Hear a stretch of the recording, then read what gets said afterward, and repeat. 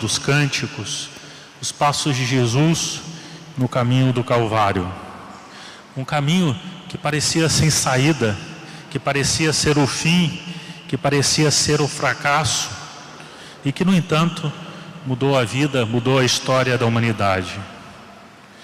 Ontem nós celebramos a Quinta-feira Santa, lembramos a última ceia de Jesus, e foi na última ceia que Jesus assumiu antecipadamente a sua morte, no momento em que Ele nos entregou a si mesmo na Santíssima Eucaristia.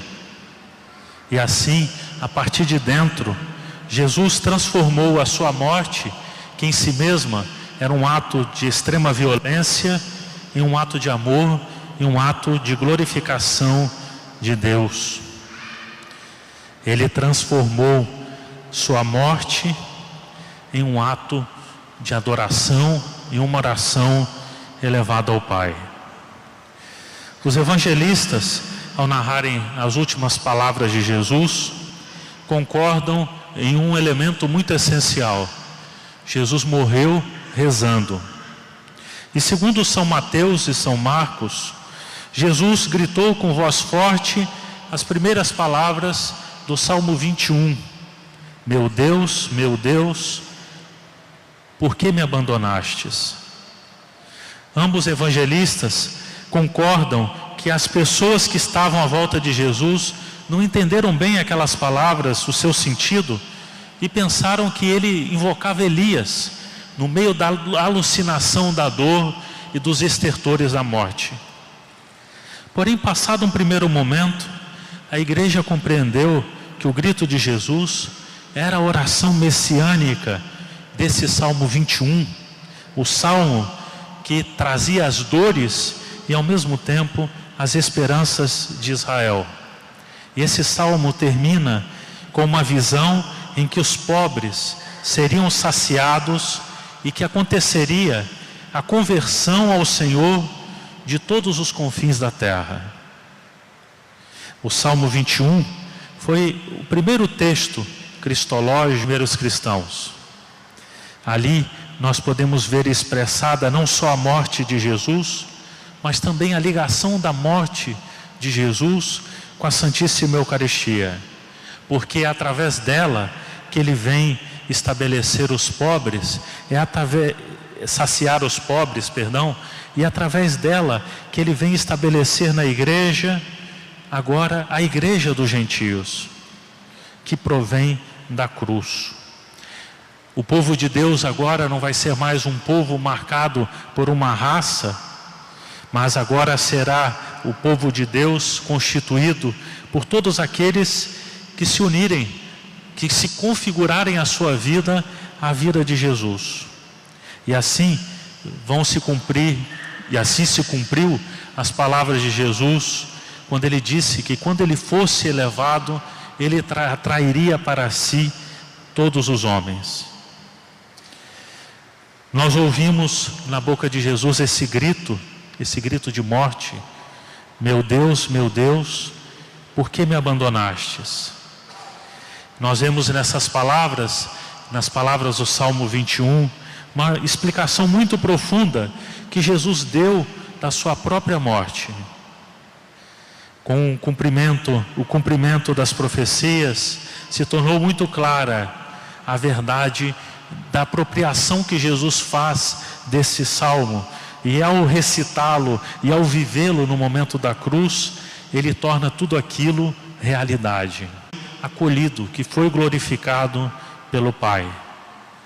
Toda a paixão de Jesus, ela como que foi tecida com os fios desse salmo, no intercâmbio entre palavra e realidade.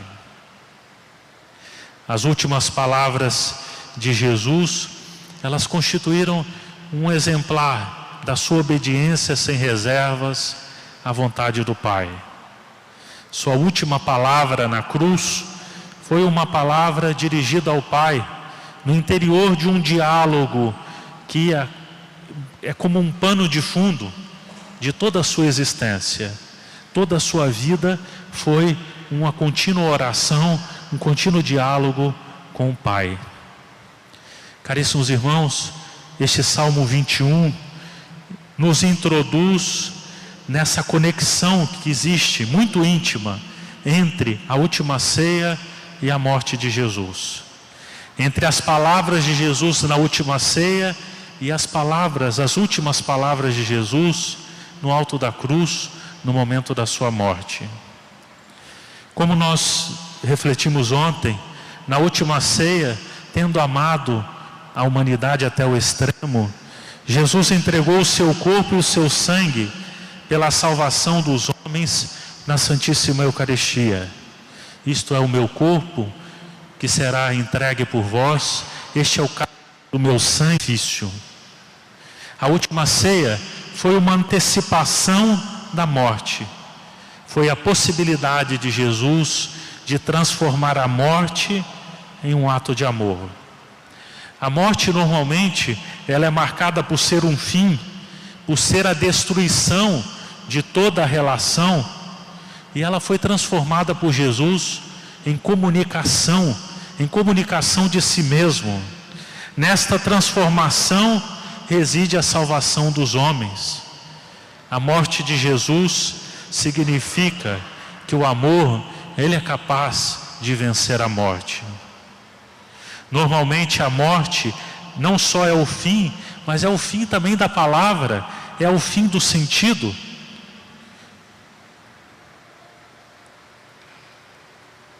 Mas na morte de Jesus, a sua morte se torna palavra, a sua morte se torna morada do sentido. E o celebra renovando, não apenas recordando. Talvez a palavra mais consistente, mais própria, para a gente falar desse mistério, seria representar. A palavra representar, não no sentido comum da palavra. A missa não representa o sacrifício da cruz, mas reapresenta, torna presente novamente o sacrifício realizado por Cristo na Sexta-feira Santa. A Eucaristia, a Santa Missa, que nós temos a oportunidade de assistir tantas e tantas vezes, o que ela faz é justamente isso, tornar presente diante de nós aquele momento da morte de Jesus na cruz. Segundo a história, houve apenas uma missa, a realizada por Jesus com a sua vida e com a sua morte. Porém, segundo a liturgia, graças ao sacramento, ou sacramentalmente, existem tantas missas quantas são celebradas e serão celebradas ainda até o final do mundo. O acontecimento da morte de Jesus aconteceu uma só vez, mas o sacramento, ele acontece, ele se realiza todas as vezes que o sacerdote celebra. Graças ao sacramento da Eucaristia, nós nos tornamos misteriosamente contemporâneos do acontecimento da morte de Jesus. Jesus nos deixou na última ceia o mistério da Santa Missa. Ele nos permite ultrapassar os limites do tempo e do espaço. É como uma espécie de janela que se abre para cada um de nós, em que nós entramos nesse mistério da cruz. Nós nos tornamos presentes diante do sacrifício de Cristo, e nós podemos colher os frutos, os benefícios dessa morte misteriosa de amor de Jesus por nós. Quão grandioso é esse mistério, caríssimos irmãos. Um santo recentemente canonizado, um santo espanhol, São Manuel Gonçalves, ele dizia uma palavra que é uma verdade muito profunda da nossa existência cristã católica. Ele dizia que o grande problema de nós católicos não é tanto não saber das coisas. Isso tudo que nós estamos refletindo é coisas que nós já sabemos muito bem, talvez há muito tempo. Mas ele dizia, o problema nosso é a gente não se dar conta daquilo que a gente sabe. Se dar conta, nas palavras dele, Estamos sedentos e não queremos estender a mão para tirar a água desse poço de água refrescante e cristalina. Um outro aspecto que nós poderíamos considerar ainda nesta tarde de hoje, e que é muito importante, é que nosso Senhor, ao se fazer homem, Ele quis descer a todas as situações da vida humana. Ele quis descer a todos os lugares, e principalmente os lugares tenebrosos da existência humana. Ele quis participar de tudo aquilo que nós participamos. Quis se fazer um de nós em tudo, com exceção do pecado. E nesses dias nós vemos o quanto Jesus desceu às trevas humanas. Ele experimentou o abandono, Ele experimentou a traição, Ele experimentou as dores da alma na agonia do Getsemane, Ele experimentou as dores físicas. E no conjunto da sua vida inteira, não existe dor, não existe drama, não existe situação difícil que Jesus não experimentou. E Ele quis descer a tudo isso, experimentar tudo isso, para trazer luz que iluminassem as nossas próprias trevas. Queixar com Ele: Senhor, o Senhor não sabe o que é ser humano, o que é ser homem, o Senhor não experimentou as dificuldades que nós tivemos lá embaixo. Eu não me salvei, ou eu não me santifiquei, ou não me santifiquei mais, porque eu tive que enfrentar isso. E Jesus vai como que estender a mão e mostrar para a gente que Ele viveu tudo para trazer luz. Ele compartilhou verdadeiramente da humanidade. Inevitavelmente, caríssimos irmãos, todos nós enfrentamos o sofrimento. O sofrimento marca a humanidade em toda a sua história. Quantas vezes no caminho nós sentimos o peso do caminhar. Nós sentimos extremamente difícil a nossa caminhada. Nós nos sentimos cansados. Nós nos sentimos impotentes. Sentimos as incompreensões, as divisões. Muitas coisas nos preocupam. As doenças, os incômodos da jornada. E é contemplando a cruz de Cristo, é contemplando a Cristo pregado na cruz, que nós vamos encontrar força para seguir adiante. Nos momentos difíceis, nós devemos nos lembrar que nunca estamos sozinhos, que Jesus está presente na nossa vida, com o seu amor, com sua graça, essa graça que nos sustenta e que nos dá forças para nós seguirmos adiante. Se nós vivemos as nossas cruzes com Cristo, esses sofrimentos trarão dentro de si mesmos essa luz que Cristo nos alcançou. Se nós vivermos tudo isso unidos a Cristo, nós vamos encontrar esperança, nós vamos encontrar vida, nós vamos encontrar Páscoa, até mesmo nos momentos mais difíceis e obscuros da nossa história. E até mesmo a morte, algo que nós temos tanto medo, algo que é tão difícil até mesmo para o nosso pensamento. Ela, a partir de Cristo, assume um significado, assume uma orientação muito diferente. Ela deixa de ser para nós o fim, o fracasso, a derrota, e ela passa a ser para nós agora passagem para uma nova vida, um êxodo, em que nós então faremos o caminho em direção à terra prometida, ao nosso verdadeiro lar, que é o céu, que é a vida eterna.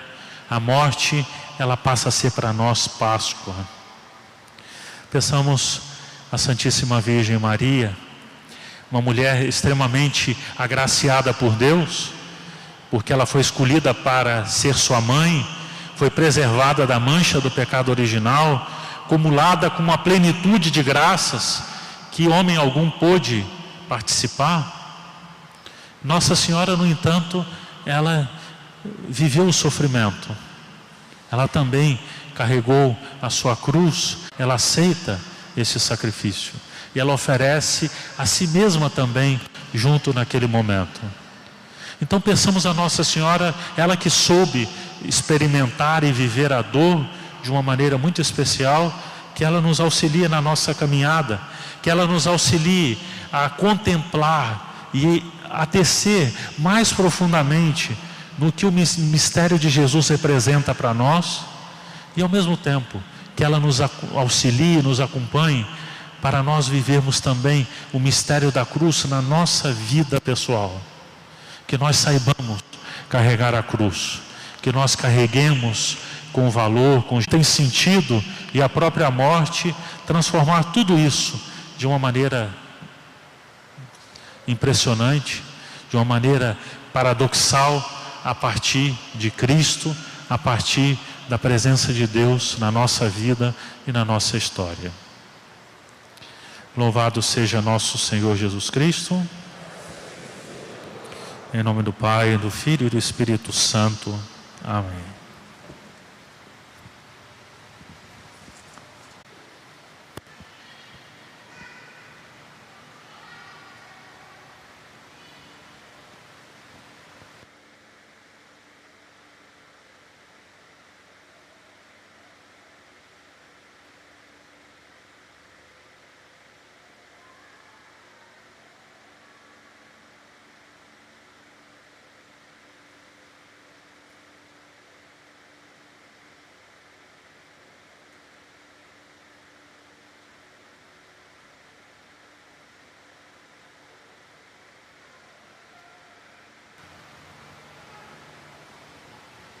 Tua totora ver diffusa, stabile